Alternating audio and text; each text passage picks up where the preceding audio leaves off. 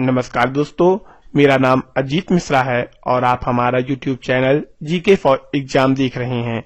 आज हम इस वीडियो में विश्व के सामान्य ज्ञान पढ़ेंगे। यह इस वीडियो सीरीज का पहला भाग है, तो आइए प्रारंभ करते हैं।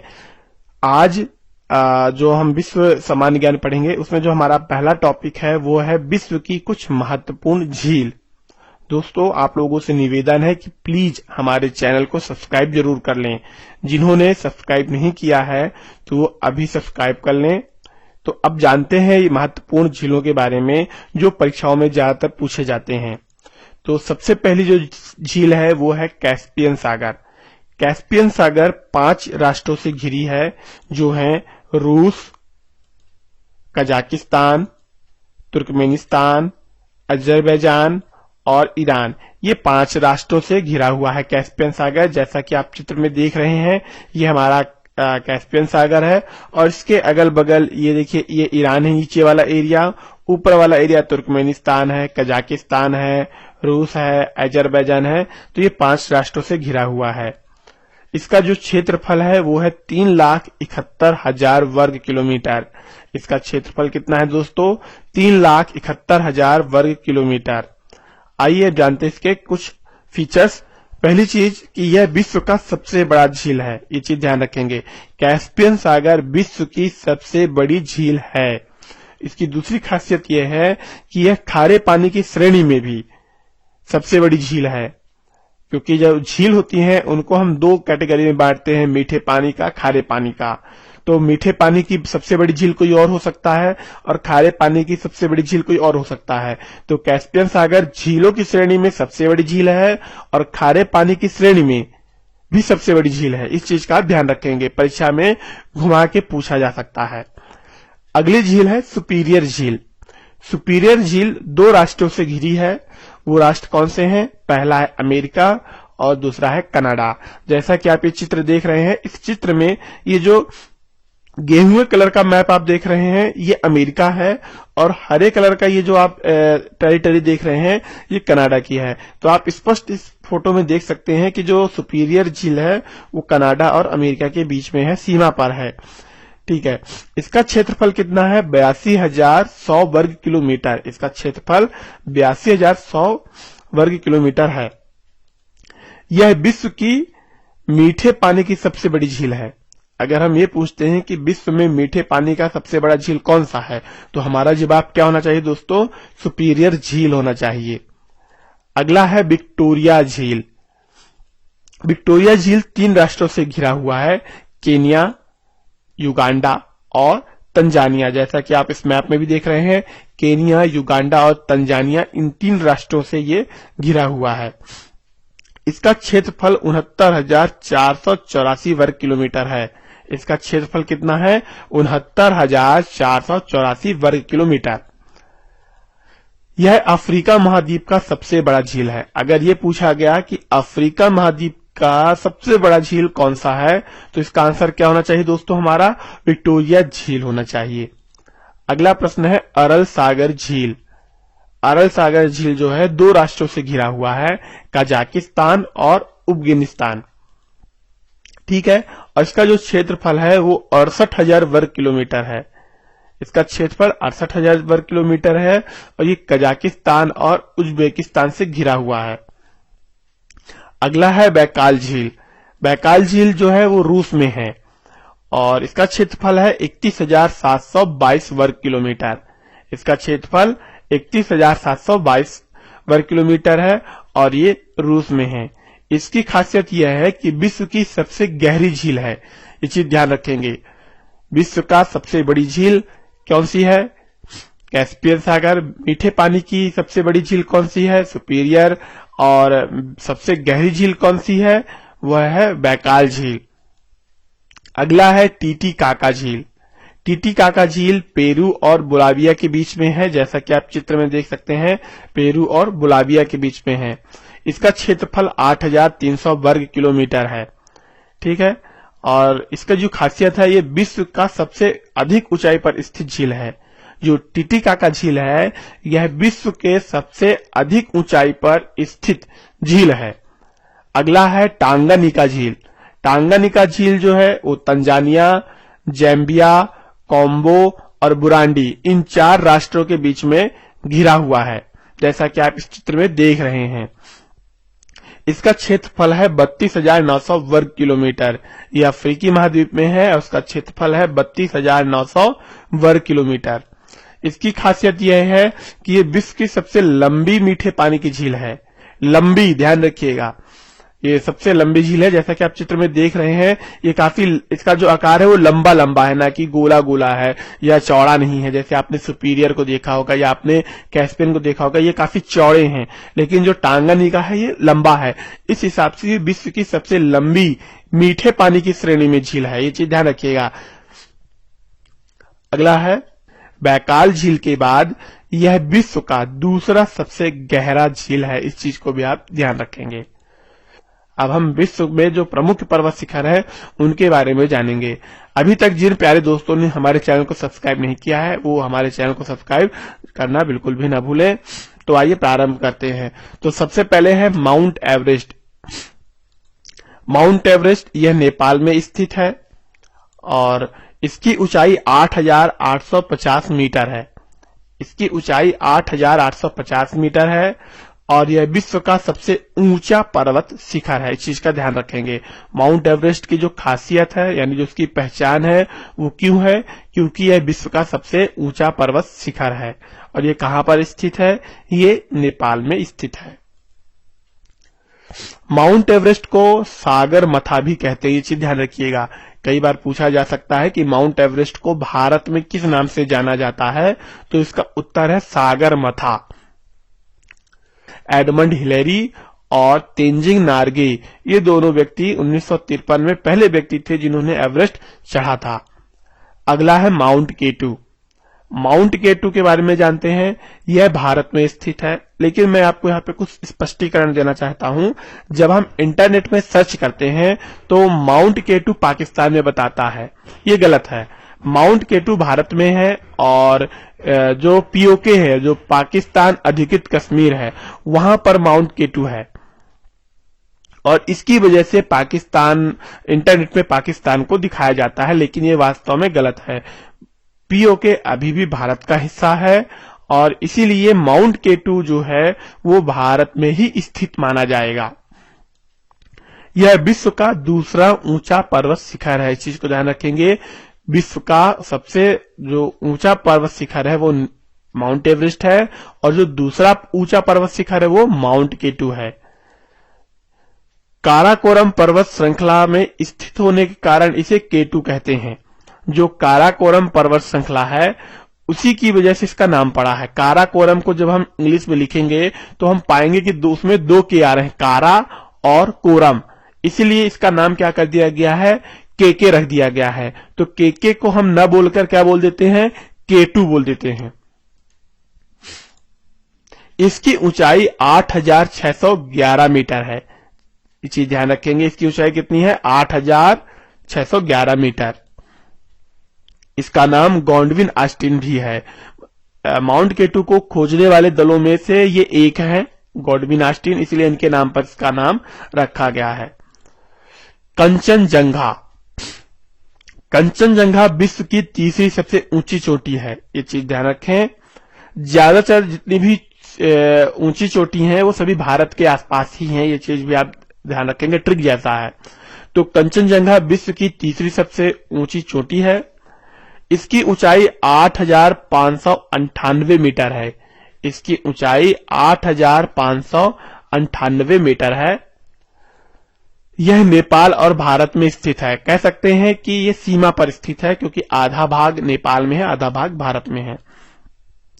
नेपाल में इसे कुंभकर्ण लंगूर कहते हैं। इसी पर्वत को, जिसे कंचनजंगा कहा जा रहा है, नेपाल में इसे कंचनजंगा न बोलकर कुंभकर्ण लंगूर कहते हैं।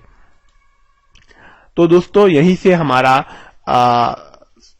जो शिखर पर्वत है वो टॉपिक कंप्लीट होता है। अब हमारा जो टॉपिक स्टार्ट हो रहा है वो है विश्व के महासागर। दोस्तों ध्यान रखेंगे, इस वीडियो में हमने जिन टॉपिक को शामिल किया है वो परीक्षा की दृष्टि से महत्वपूर्ण है, इसीलिए हमने उनको शामिल किया है। तो अब हमारा जो टॉपिक है वो है विश्व के महासागर। तो आइए प्रारंभ करते हैं प्रशांत महासागर से प्रारंभ करते हैं। तो प्रशांत महासागर विश्व का सबसे बड़ा तथा गहरा महासागर है, ये चीज ध्यान रखेंगे। प्रशांत महासागर विश्व का सबसे बड़ा तथा गहरा महासागर है। जैसा कि आप इस चित्र में देख रहे हैं, ये पूरा प्रशांत महासागर है, जिसे दो भागों में बांटा गया है, उत्तरी प्रशांत महासागर और दक्षिणी प्रशांत महासागर। इसका क्षेत्रफल 16,57,23,740 वर्ग किलोमीटर है। इसका क्षेत्रफल कितना है? 16,57,23,740 वर्ग किलोमीटर है। सबसे गहरा स्थान जो प्रशांत महासागर है, इसका जो सबसे गहरा स्थान है वो मारियाना गर्त है। जैसा कि आप इस चित्र में देख रहे हैं, काले अक्षर में लिखा हुआ है मारियाना खाई, वो यहाँ पर स्थित है। तो ये इस महासागर की सबसे गहरी खाई है मारियाना गर्त, जिसकी गहराई, अब इसकी गहराई कितनी है? इसकी गहराई 11,022 मीटर है। मारियाना खाई की जो गहराई है वो कितनी है? 11,022 मीटर है। यह महासागर अमेरिका और एशिया को पृथक करता है। जैसा कि आप देख रहे हैं, ये उत्तरी अमेरिका है, ये दक्षिणी अमेरिका है और ये एशिया है और ये ऑस्ट्रेलिया है। तो इन तीनों महाद्वीपों को प्रशांत महासागर क्या कर रहा है? पृथक, अलग अलग कर रहा है। अगला है अटलांटिक महासागर। अटलांटिक महासागर विश्व का दूसरा सबसे बड़ा महाद्वीप है। इसे अंध महासागर भी कहते हैं। अटलांटिक महासागर को अंध महासागर भी कहते हैं। लंबाई की अपेक्षा इसकी चौड़ाई बहुत कम है। जैसा कि आप इस चित्र में देख रहे हैं, इसकी चौड़ाई कम है बल्कि लंबाई काफी ज्यादा है। इसे दो भागों में बांटा गया है। इसको दो भागों में बांटा गया है। एक भाग है उत्तरी अंध महासागर, ये देखिए आप ऊपर देख सकते हैं, जो कि यूरोप को और उत्तरी अमेरिका को बांट रहा है।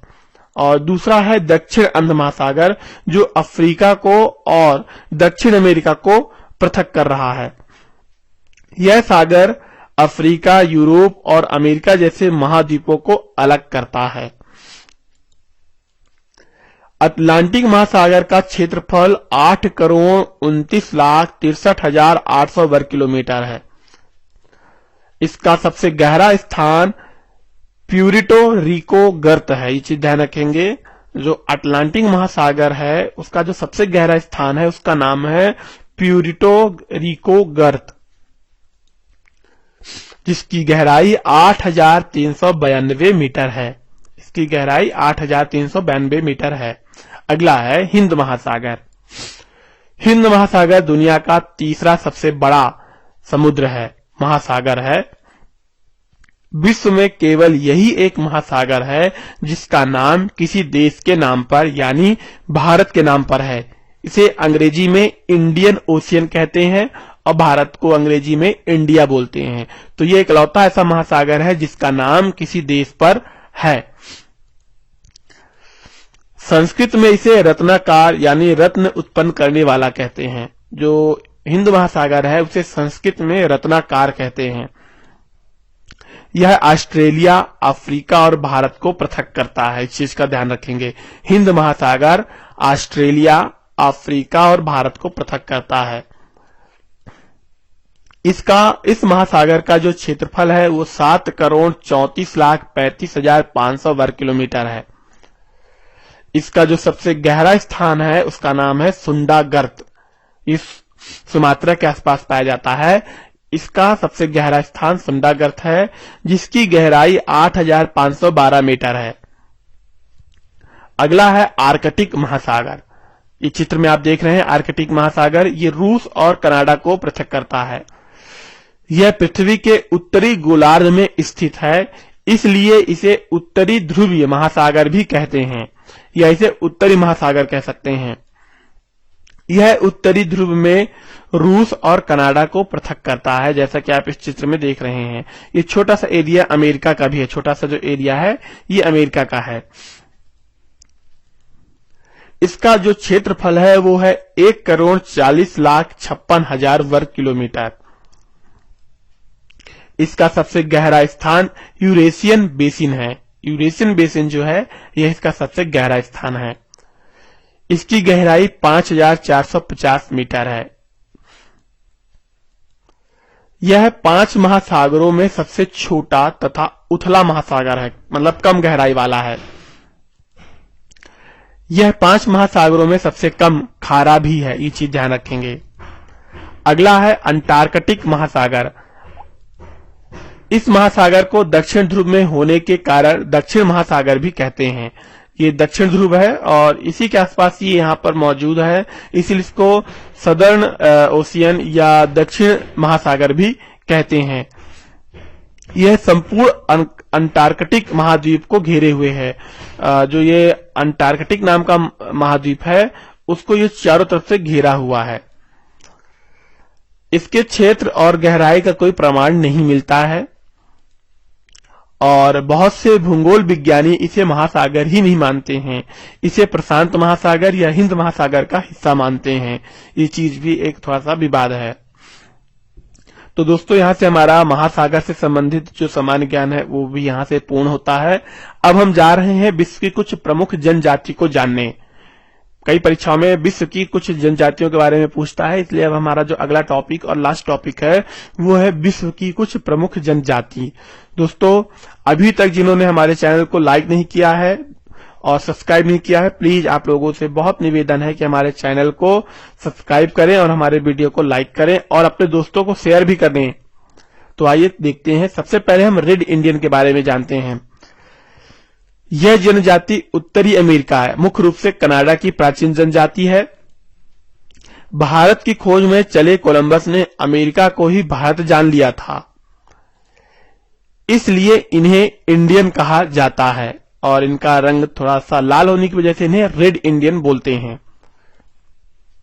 अगली जनजाति है पिग्मीज जनजाति। यह जनजाति कांगो के बेसिन के किनारे रहते हैं। इन्हें पिग्मी इसलिए बोला जाता है क्योंकि इनकी औसत लंबाई 5 फीट के आसपास या उनसे कम होती है, इसलिए इन्हें पिग्मीज कहते हैं। इनकी त्वचा का रंग काला, बाल घने और घुमावदार होते हैं। इनकी जो पहचान है वो ये है कि इनका जो रंग है वो काला होता है और बाल घने होते हैं और घुमावदार होते हैं। बोरो जनजाति। यह जनजाति ब्राजील में पाई जाती है। यह छोटे कद के होते हैं और अमेजन वर्षा वन में रहते हैं। जो अमेजन वर्षा वन है वहां पर ये रहते हैं। इनकी हाइट थोड़ा सा कम होती है। अगला है पापुआंस जनजाति। यह जनजाति न्यू गिनी इंडोनेशिया के आसपास है में पाई जाती है। न्यू गिनी में पाई जाती है। यह रहने वाले जनजाति पापुआन भाषा बोलते हैं। जो यहाँ रहते हैं जनजाति ये पापुआंस, ये सभी पापुआन भाषा बोलते हैं। इस जनजाति के पूर्वज अफ्रीकी मूल के थे। जैसे कि हमारे भारत में भी जो कोल जनजाति हैं इनकी जो मूल माना जाता है वो अफ्रीकी माना जाता है। ठीक इसी तरीके से जो पापुआंस जनजाति हैं इनका जो मूल पूर्वज माना गया है वो अफ्रीकी मूल को माना गया है। अगला है बुशमैन जनजाति। बुशमैन अथवा सान, इन्हें सान भी कहते हैं, लोग अफ्रीका के कालाहारी मरुस्थल और आसपास के इलाकों में निवास करने वाले एक बेहद प्राचीन और प्रमुख जनजाति हैं। बोत्सवाना में इनकी जो बस्तियां हैं वो 55,000 के आसपास हैं। बोत्सवाना में इनकी 55,000 बस्तियां हैं। अगला है निग्रो जनजाति। यह जनजाति मध्य अफ्रीका में पाई जाती है। इस प्रजाति का सिर अत्यंत लंबा होता है। इनके बाल लंबे और अंडाकार होते हैं। इनके जबड़े निकले हुए और नाक चपटी और चौड़ी होती है। अगली जनजाति है मसाई जनजाति। टांगनिका, केनिया व पूर्वी युगांडा के पठारी क्षेत्र में मसाई घुमक्कड़ी पशुचारक के रूप में जीवन निर्वाह करते हैं। ये लंबे छरहरे बदन के होते हैं।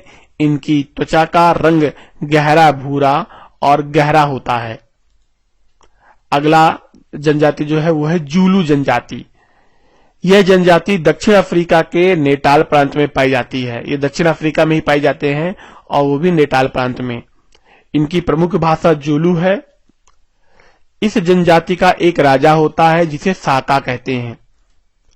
दोस्तों, यहीं से हमारा ये टॉपिक भी कंप्लीट होता है और हमारा वीडियो भी समाप्त होता है। हमारा वीडियो आपको कैसा लगा हमें जरूर बताएं। हमारे वीडियो को लाइक करें और शेयर जरूर करें।